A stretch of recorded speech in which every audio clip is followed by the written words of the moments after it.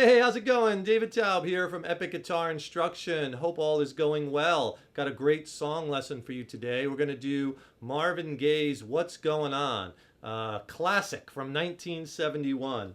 And we're going to have a lot of fun with this song. It's a great strummer, and it has that real guitar, has that real funk kind of soul vibe. We're going to get into some some strumming patterns and some cool jazzy chords this song has, and it has a nice little twist in it too. And Marvin Gaye, very important artist, man.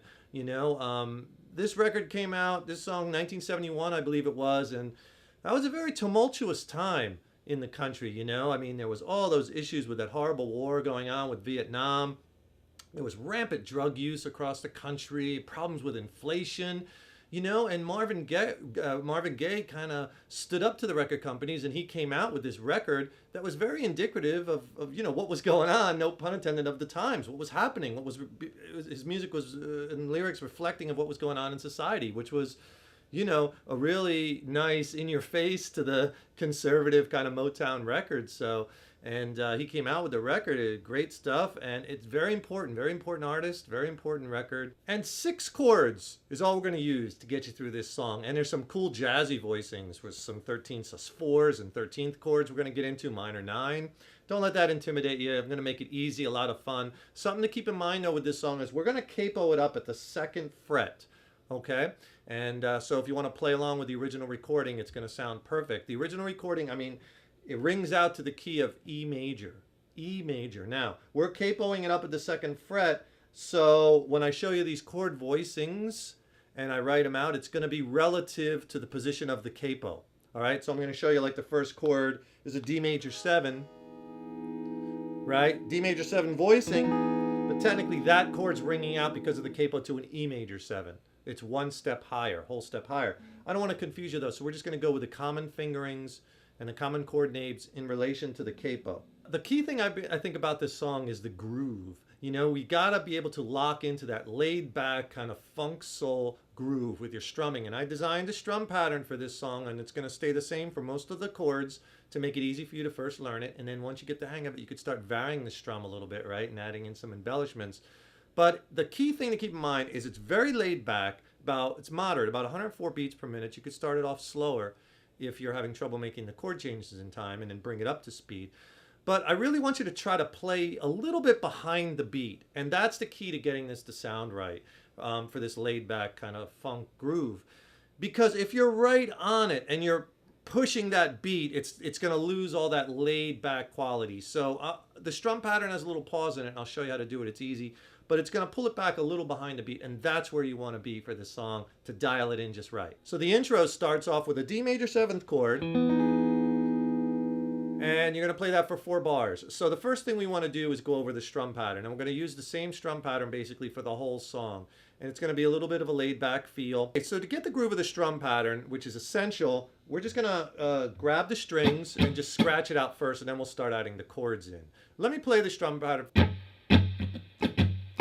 Here's what I'm doing. Let's break that up. If you're having trouble getting strum patterns down, break the longer pattern into sections and practicing it like that. The first thing is a down strum. And then we're going to go down, down, up, down. Right? So just practice that second part. Down, down, up, down. Down, down, up, down. Let's put it together with the first down stroke. So you have our down strum. Down, down, down, up, down. Down, down, down, up, down. Notice that down. Big rest there. That will put you a tad behind the beat, and that's what you want. Okay, the last part of the strum is going to be an up, down, up. Up, down, up. Here it is slow. Down, down, down, up, down, down, up. Okay, so now I'm going to play it and string it together slow. Down,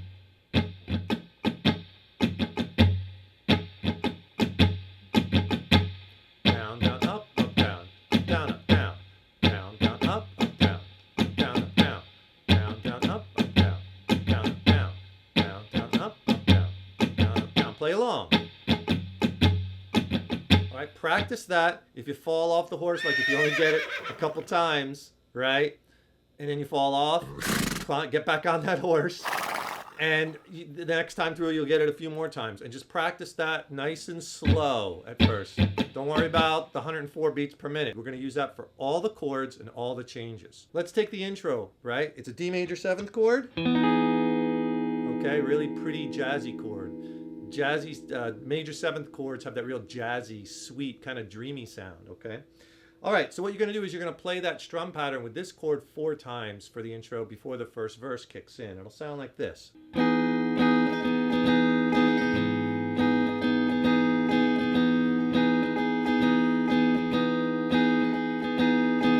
right? And I'm trying to mute the low E and the A string with my thumb, and you got the open D, and that beautiful jazzy chord, okay? So that's the intro, 4 times, 4 bars on that D major 7th. First verse comes in, and that's where it's mother, mother, right? And the change there is just a 2-chord change at first. You're going to go from a D major 7, same chord, to a B minor 7. And again, remember, these chords are actually a whole step higher in pitch because of the capo. So D major 7th, and then we're going to go to that B minor 7th. So you're going to play that D major 7th for 2 bars, to the B minor 7th for 2 bars, and then you're going to repeat that. So it's basically 2 times. That'll sound like this.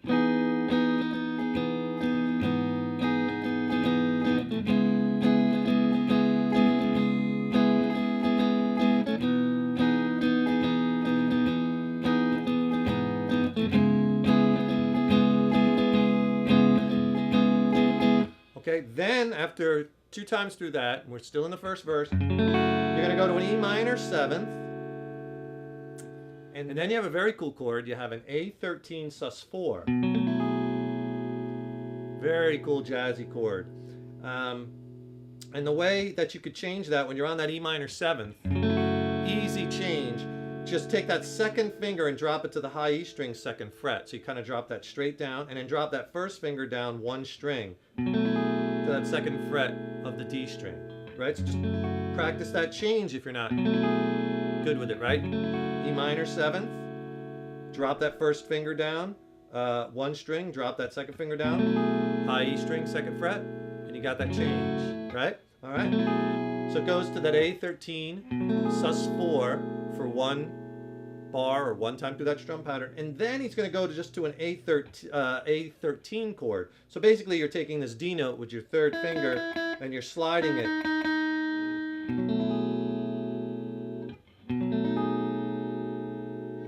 Okay, so that change, basically all you're doing from that A13 sus4, just bring that, leave these 2 fingers down, slide that 3rd finger back half a step to that A13, right? So that change alone, 1 time on each. It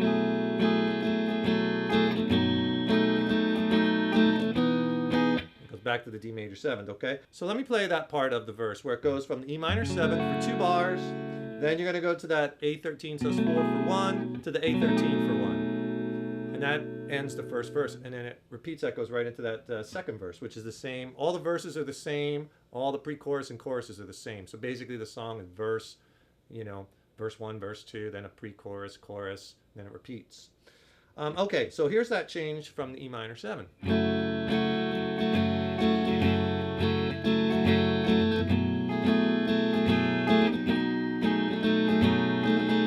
Okay, and then it goes right back to that D major 7 for verse 2.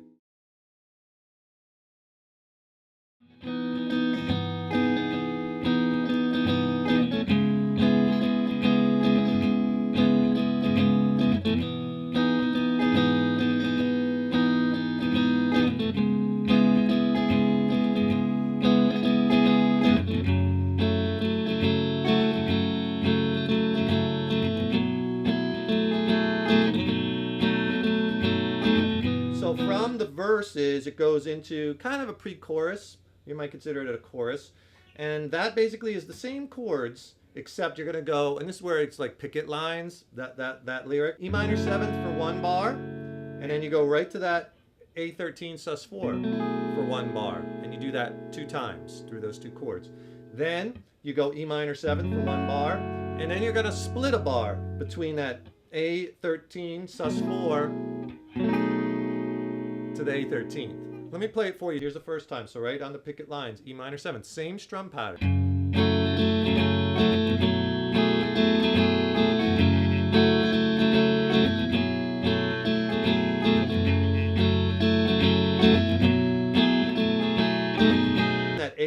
A13 sus4. Then, so you get to that down, down, down, up, down. And then the up, down, up, you just move that third finger to the A13th. And that's how you can get them both in that one measure. Slow, just those two chords.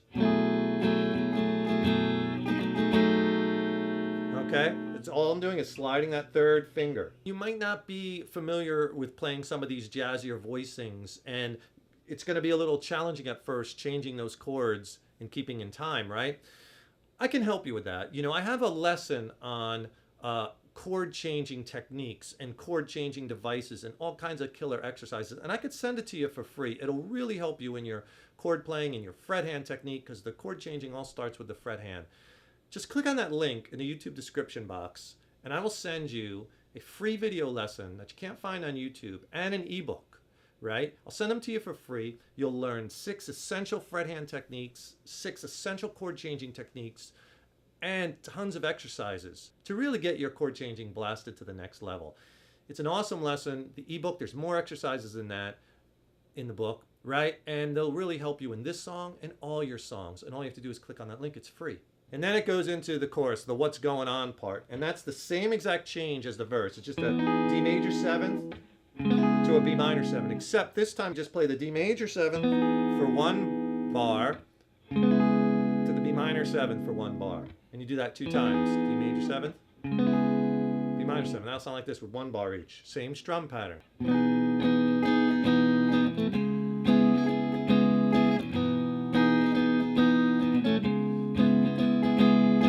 Now that's all the verses and all the choruses are all the same. And then the last part of the song is there's a bridge section. And the bridge section has 1 new chord in it and 1 chord that we've been using.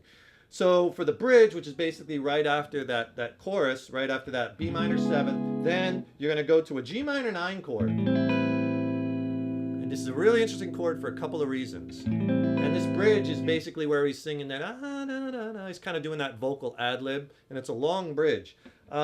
So here's the chord, really jazzy. You're adding that 9, or that second, you're adding that A note, which is technically ringing out to a B because of the capos at the 2nd fret. Just have to keep throwing that in there. There you go, G minor 9. Now the reason why this is a really interesting chord, not that you need this information to play the song. I think it's interesting because I love chords, I love good songwriting and chord construction, and I think knowing certain things always can't hurt. And knowing a little theory is going to help you to be a better musician, right? The interesting thing about this is, remember the song, we're playing it, you know, I'm showing you D major. It's technically in the key of E major because of the capo, but if we look at the key of D major, G minor is not in that key. So this chord is outside the key. He borrows his chord from the parallel minor key, D minor. In the key of D minor, there's a G minor. In the key of D major, the chord would be a G major. But that must not have been the vibe he was going for. So he grabbed the G minor chord and he used that. So that's pretty cool. You have a chord that is not in the key. And like I always say in my lessons on songwriting, you know, any chord can appear in any key. But that group of chords which is in that key, the chords that make up that key, are much, much, much more likely to appear than an outside chord. In this instance, you have an outside chord. So I think that's kind of interesting. Did I put you to sleep?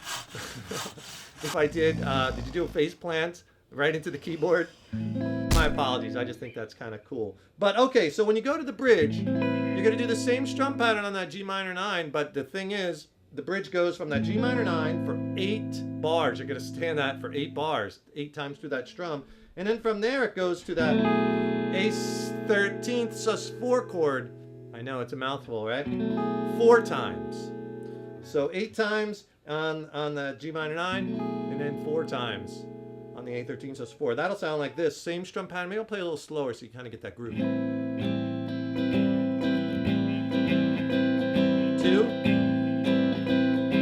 3, 4, 5,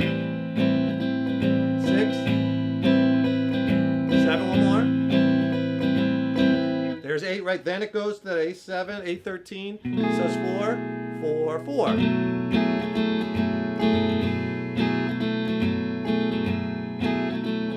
One more. And then right after the bridge, it goes right back into verse 3 on that D major 7. You do another verse, you do another pre-chorus, another chorus, and then another bridge. And then the same exact as I just explained to you, except on the second bridge toward the end on the A chord, the song fades out, and that's it, right? That's all the parts. That's the whole song. I hope you enjoyed this lesson. It's a great lesson as far as to work on your strumming, to learn maybe some new jazzy chord voicings, to look a little bit and interpret the chords that are in a given key. So remember, when you're learning these songs, it's not just about learning a song, right? You want to use the song as a vehicle to propel your playing to the next level, to learn some new chords, to learn a new strum pattern, right? Maybe to learn a little bit about music theory. And this will keep improving your musical knowledge and keep improving your playing and improving your musicianship. And you'll just keep getting better and better. And we're having fun all along, putting in the context of a popular song. So, hey, if you like this lesson, could you do us a favor and click the like or the thumbs up button? That would really help us out, as well as if you subscribe to the channel by clicking on that subscribe button. That really helps us to be able to keep bringing the content to you, and we want to keep bringing more and more. We got lessons in all genres of music here at Epic Guitar Instruction, all levels of play. Stay tuned. We got lots and lots more, so peruse through the channel, right? Check it out. Keep analyzing these songs, having fun with them. Remember, your playing is an evolution. Enjoy, and I'll see you in the next lesson. I'm David Taub. You rock on.